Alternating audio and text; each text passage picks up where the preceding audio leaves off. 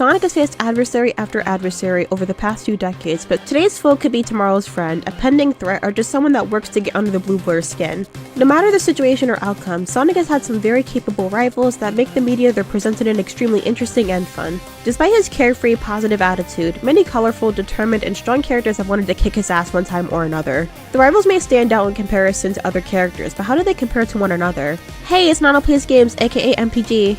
All of Sonic's rivals are interesting characters to explore, and their histories with him all tell a different story about confusion, strife, or just straight up resentment. Every one of them is unique in their relationship with Sonic, so the question that comes up is, which one of his various rivals is his perfect match? How do their relationships with him affect their rivalry? In order to find a fitting answer, I'm going to be scaling each character using a system I made called RE, which stands for Relevant, Impact, and Intention. Regardless of how good of a rival they may seem, they need to meet all these requirements and pass with flying colors in order to be considered the best. This video will include past and present rivals, and they gotta be canon and we have to know exactly what happened with them story-wise, so unfortunately no silver. I'll be going in order of worst to best rival, though they're all great. Sorry for the lengthy intro. Without further ado, let's start.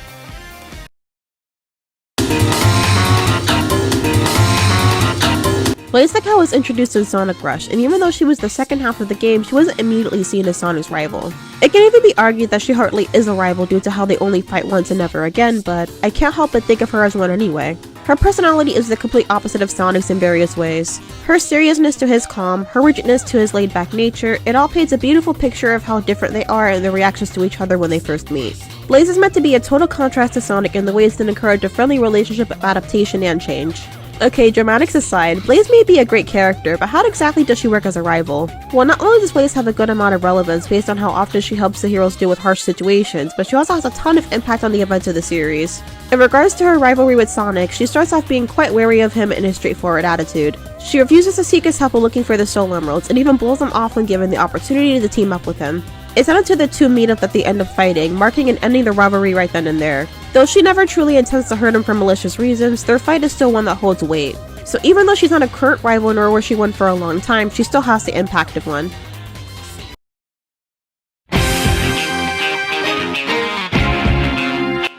Jet the Hawk, adoringly nicknamed that fucking bird that I hate, made his first appearance in the original Sonic Riders game and quickly made himself a minor rival for Sonic. The chemistry and beef the two have is entertaining and kind of unhinged a lot of the time. One thing I love about their relationship is that Jet seems to be one of the only characters that can effortlessly get on Sonic's nerves. Each scene with the two of them immediately fills the room with too much ego and flair, which brings me to my next point. Jet is just as flashy and as much of a show-off as Sonic, if not more so since he has more to prove.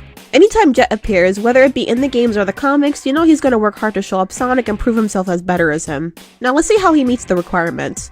In terms of relevancy, he unfortunately doesn't have much in the Sonic universe. He only appears every once in a while, and though it's fun when he does, you don't see him doing anything on the scale of the other Sonic rivals. This also decreases the impact he has, as it's not really of consequence. He does help stop the Babylonian Guardian and Riders and save people from the restoration in IDW, but not much else happens. All he does is have a frenemies relationship with Sonic, never fist fighting with him or trying to kill him, but rather just challenging him to races. He always goes against Sonic though, doing his own thing and just being as difficult as possible, so the intention is there. So even though he works very well as a casual, low-stakes rival that's always a pain in the ass, he's probably the least impactful rival, though that can always change.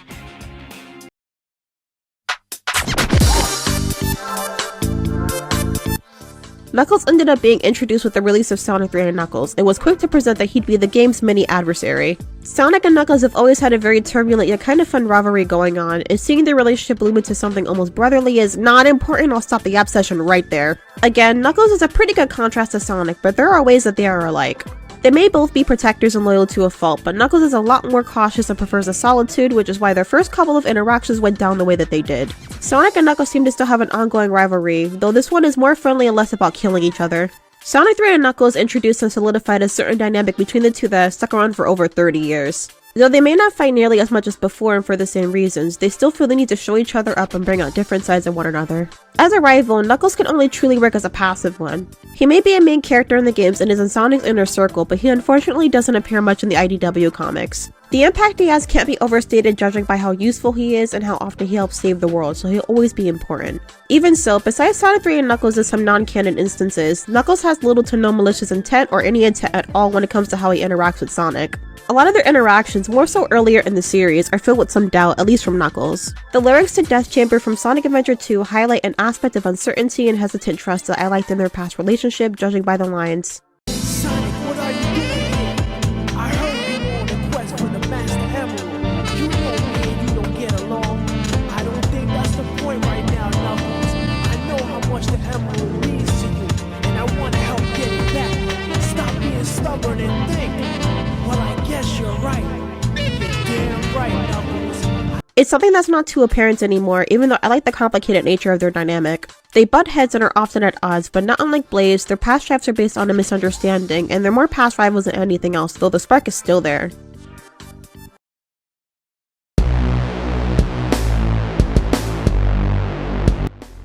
Surge was first seen during the camping conflict in IDW, though it wasn't until Imposter Syndrome that she was formally introduced. From the very beginning, Surge is meant to serve as a replacement for Sonic, and has been conditioned and manipulated to hate him with every fiber of her existence. Though it is explicitly said that she doesn't feel this way by choice or for any genuine, authentic reason, she often jumps at the chance to hurt or kill Sonic.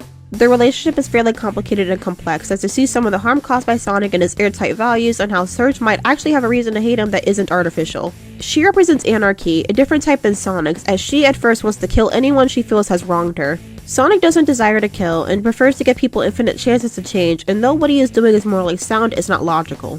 Her existence is because of his refusal to take care of Starlin and Eggman once and for all, and her creation is based on him, which makes for some high tension and emotions between them. She may contrast him a lot, but there are some similarities in their differences. When Surge gets a taste of being a hero, it introduces the potential for their relationship to change, if only slightly. She wants the attention, love, and praise of being a hero, Sonic just tolerates it. If anything, her trying to be an actual hero might make her hate Sonic even more when he inevitably swoops in and steals her spotlight. Surge also seems to have quite a bit of motivation when it comes to her beef with Sonic, as she even targets him when he's disguised as a Phantom Rider and doesn't typically hesitate to fight him. She is one of the only characters that can successfully get under Sonic's skin and annoy him, though she wouldn't be the only Green Menace to do so. You can tell how much I wanted to talk about Scourge in this video, but I won't, unfortunately. Either way, her role as a rival is undeniable and ongoing. Not only is she getting more attention and depth as the comics go on, but she is somewhat integrating herself into Sonic's inner circle. Though her impact in IDW is yet to be seen, I'm very hopeful that as she and Kit strike out as heroes, she gets more opportunities to be more important. You may think that opposites clash a lot, and you'd be correct, but I think someone who's similar and different to you in all the ways that matter makes for a more intense rivalry. Surge and Sonic are proof of that.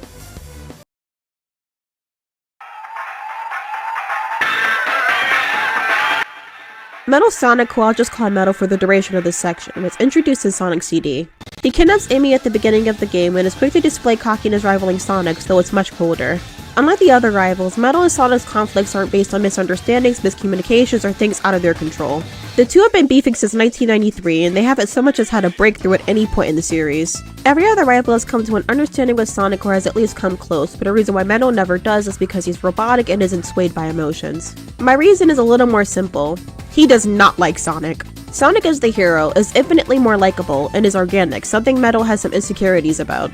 Hell, when Metal can speak, he just sounds like an evil Sonic, though he's every bit as cocky and into banter. His feelings of inadequacy could be a driving factor for why he hates Sonic and is always targeting him, even when Eggman hasn't authorized it. He's just a hater, doing it for the love of the game, plain and simple. He even fights Sonic in media the same way he fights him in CD. He said, run that back. I'm being so stupid right now. It also seems like Sonic purposely gets under Metal's skin. Or Metal. A lot. Metal doesn't usually pay too much attention to other characters other than Sonic unless ordered to or if they get in the way, but his fists always velcro straight to Sonic's face whenever he sees him. Metal isn't the only one affected by their dynamic though. Sonic is always cocky as hell, but he feels a lot more in tune with his arrogance when going against Metal. So, as the first and probably only rival that hates Sonic just because, let's mention how he fits into the requirements. Though Metal is not as present in the games or comics as he can be, every little bit of attention he gets is a sight to behold. He's got the impact, him being the core reason why Heroes happens in the first place. He also gets Eggman to come back when he's stuck as Mr. Tinker, setting off the events for the Metal Virus. And like I said, he hates Sonic and functions to ensure his downfall. His intent is undeniable. He's an amazing rival as he's a straight up arch nemesis and does pretty well in each category. Though he may not be as explored as he could be, he's still an amazing adversary for Sonic.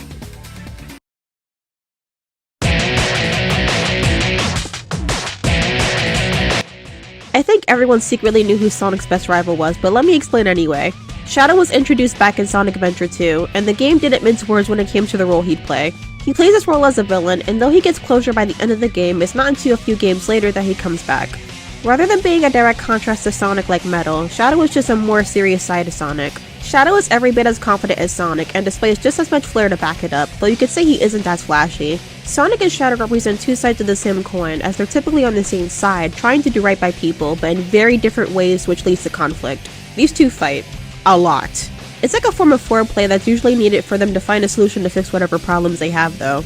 Though you can say that Shadow trusts Sonic, there's a lot of animosity and tension between the two of them, though it's usually one-sided.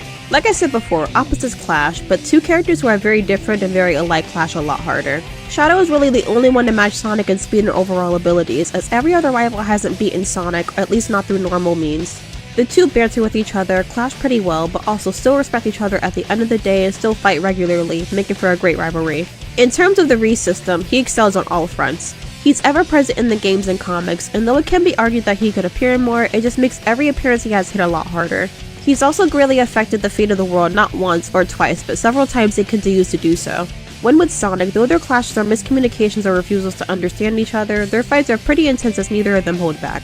Though his intent isn't malicious like a lot of other rivals, it definitely is there and is somewhat self-serving. He stands out not only in terms of rivals, but characters in general, and I don't think it needs to be said that there simply won't be another Shadow. Period. Sonic's rivalries may come and go or explode with tension, but each one of them is unique in their own way. The rivalries he has may be one of the most interesting aspects of this series, as it gives a break from Eggman or whatever world-ending shenanigans he's up to. It really helps ground the series and make it a bit more realistic, what with the choices Sonic makes and how that affects storylines and all. What do you think? I'd love to see your thoughts in the comments. Make sure to like and subscribe. This is MPG, I'll see you later. Peace!